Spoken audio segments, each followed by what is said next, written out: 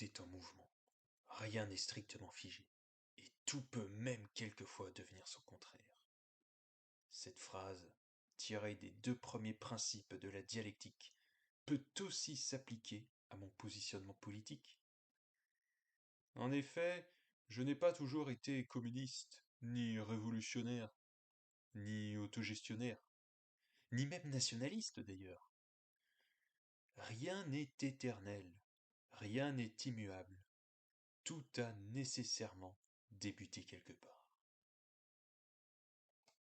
Le commencement est très banal. De gauche réformiste, social-démocrate radical, progressiste, opposé à Sarkozy. J'aurais voté Mélenchon si j'avais pu. Bref, rien de très particulier, rien de très extravagant. Par la suite, sous le quinquennat Hollande, ces idées ne font que s'affiner sans renversement complet.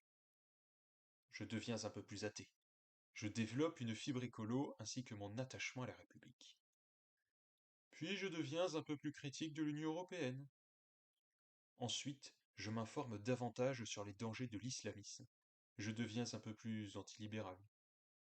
Jusqu'alors, j'ai envie de dire, rien de très inhabituel. Mais il suffit d'un rien pour qu'au lieu de prendre la voie rapide, on se retrouve redirigé vers une déviation oubliée. À ce moment, que peut-il arriver? Faut-il faire demi-tour? Revenir sur nos pas? S'arrêter pour réfléchir un instant ou bien foncer à corps perdu? Après tout, pourquoi revenir sur le chemin classique? Est-il vraiment préférable? N'aurait-on pas justement sciemment changé de direction parce que le premier chemin nous était insupportable? La peur de sortir des sentiers battus initialement éprouvés peut alors se muer en curiosité.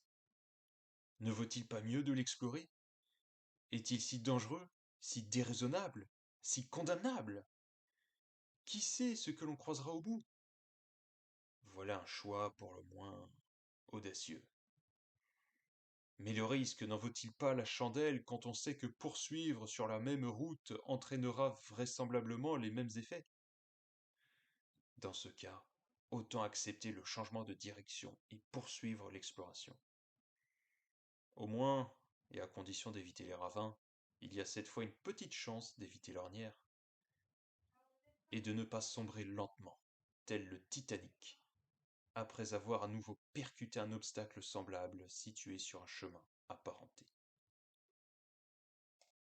Le quinquennat Hollande va vers sa fin sans changement notable. La campagne pour les élections présidentielles de 2017 est alors en cours. Je me lance donc à me politiser davantage sur Honnête. Rapidement, je deviens un suiveur régulier de la dissidence post-soralienne, la fameuse fachosphère. En réalité, un ensemble pour le moins hétéroclite de diverses tendances minoritaires de droite, d'extrême droite ou ni droite ni gauche. Si je prends connaissance des tendances réactionnaires, royalistes et racialistes, ou simplement réactantes anti-AJW, ma primo-politisation à gauche m'empêche d'y adhérer pleinement. Je me rapproche donc finalement d'une autre famille politique, le souverainisme. Programme SOCDEM sur l'économie et conservateur sur le régalien. Neutre sur le sociétal, contre la mondialisation et l'Union européenne, surtout contre l'Union européenne, mais d'abord pour la France.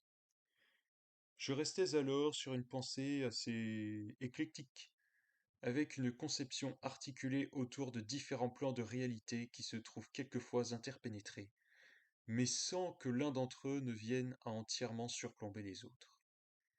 Et surtout, la lutte des classes passait encore au second plan, même si les sujets économiques étaient déjà à mes yeux primordiaux.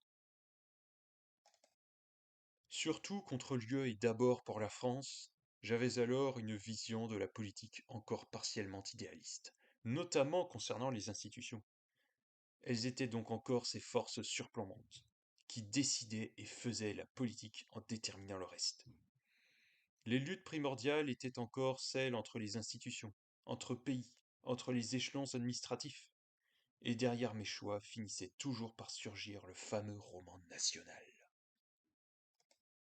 Ma vision de la politique partait donc encore du droit, des articles de loi, des institutions.